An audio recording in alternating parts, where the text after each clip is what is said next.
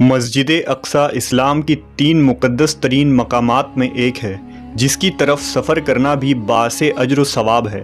مسجد اقصی اپنے آپ میں ایک مکمل تعمیری تاریخ رکھتا ہے جس کا تعلق قوموں کے عروج و زوال اور پیغمبروں کے مابعوث ہونے سے ہے۔ مسجد اقصی ہم مسلمانوں کے لیے قبلہ اول کی حیثیت رکھتا ہے جس کی طرف رخ کر کے نبی اکرم محمد صلی اللہ علیہ وسلم اور آپ کے اصحاب نے تقریباً 1.5 سالوں تک نماز ادا کی اور یوں لوگوں کو یہ پیغام دیا کہ اسلام کوئی نیا دین نہیں بلکہ یہ دین ابراہیم ہی کی ایک شکل ہے جو حضرت موسیٰ و عیسیٰ علیہ السلام کے تعلیمات کو پھر سے زندہ کرنے اور اصل توریت و انجیل کے پیغام پر عمل پیرا ہے۔ واقعہ معراج اس بات کی دلیل تھی کہ القدس سے اسلام کا کتنا گہرا تعلق ہے۔ نیز نبی صلی اللہ علیہ وسلم کا تمام انبیاء اکرام کی امامت کروانا ایک غیر معمولی واقعہ تھا۔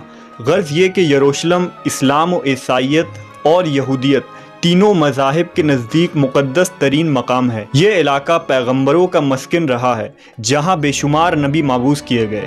قرآن مجید میں اللہ تبارک و تعالیٰ نے سرزمین قدس کے متعلق سورہ اعراف میں فرمایا، اور ہم نے اس قوم کو کہ جس کو کمزور بنایا گیا تھا اس سرزمین کے مشرق و مغرب کا وارث بنایا کہ جس سرزمین میں ہم نے برکت رکھی ہے۔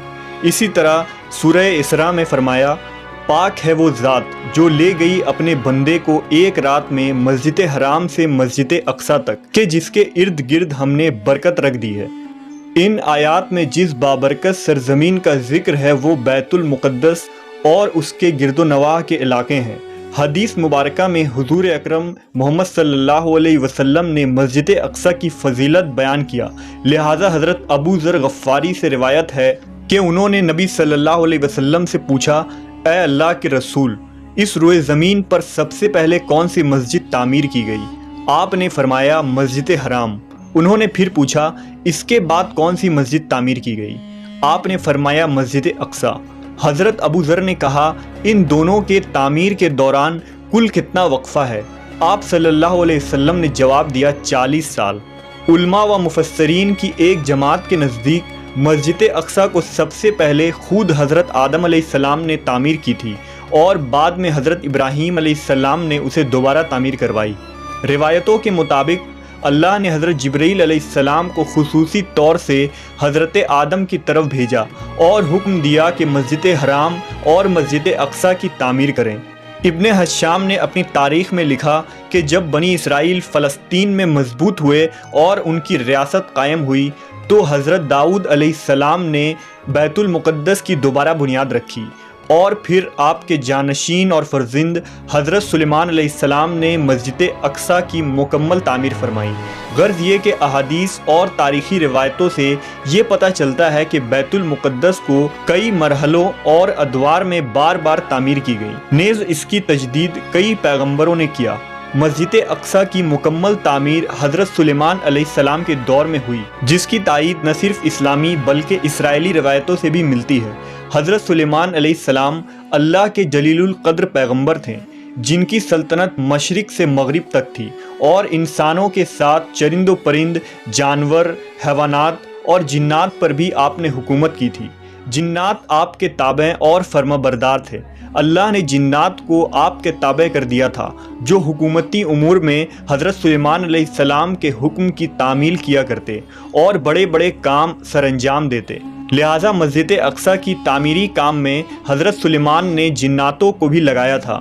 اس مسجد کی تعمیر آپ کے بادشاہ بننے کے بعد ہی شروع ہو گئی اور تقریباً 40 سالوں میں مسجد کی تعمیر مکمل کی گئی۔ تعمیری مقام پر حضرت سلیمان علیہ السلام نے شیشے کا ایک حجرہ بنایا تھا جس کے اندر آپ عبادت کیا کرتے تھے۔ آپ اپنے عصا کے سہارے کھڑے رہتے اور اللہ کی عبادت میں مشغول رہا کرتے تھے۔ یہ عبادت کافی طویل ہوتی تھی۔ آپ کئی دن یا ماہ ایسے ہی کھڑے رہتے اور جنات اپنے کاموں میں مشغول رہا کرتے۔ جب سلیمان علیہ السلام کو یہ علم ہوا کہ جلد ہی آپ کی وفات ہونے والی ہے تو آپ نے اللہ سے دعا کی کہ ایسا معجزہ صادر ہو جائے کہ ان جنوں کو آپ کی وفات کا علم ہی نہ ہو اور وہ اسی طرح اپنے کاموں میں مصروف رہ کر مسجد کی تعمیر مکمل کر دیں۔ لہٰذا اسی حجرے کے اندر جب آپ عبادت میں مصروف تھے تو آپ کی روح قبض کر لی گئی، لیکن اس عصا کے سہارے آپ علیہ السلام کی جسم مبارک ویسے ہی کھڑی رہی اور جنات یہ سمجھتے رہیں کہ آپ عبادت میں مشغول ہیں۔ دراصل پیغمبروں کی جسم مبارک کبھی سڑتی نہیں، نہ ہی زمین کی مٹی انہیں کھا سکتی ہے۔ اس روئے زمین پر جتنے بھی نبی بھیجے گئے آج بھی ان کے جسم قبروں میں صحیح و سالم موجود ہے اور غیبی طور سے انہیں رزق ملتا رہتا ہے۔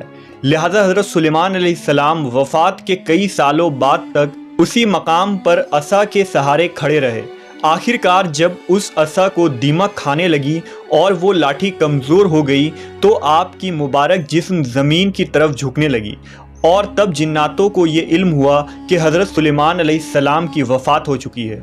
اس واقعے کو اللہ نے سورہ سبا میں یوں بیان فرمایا: پھر جب ہم نے ان پر موت کا حکم بھیجا تو جنوں کو ان کی موت کا علم نہ ہوا، مگر زمین کی دیمک ان کی عصا کھاتی رہی، اور جب سلیمان زمین پر آئے تو جنوں پر وہ حقیقت کھل گئی۔ اگر وہ غیب جانتے تو اس خاری کی عذاب میں نہ ہوتے۔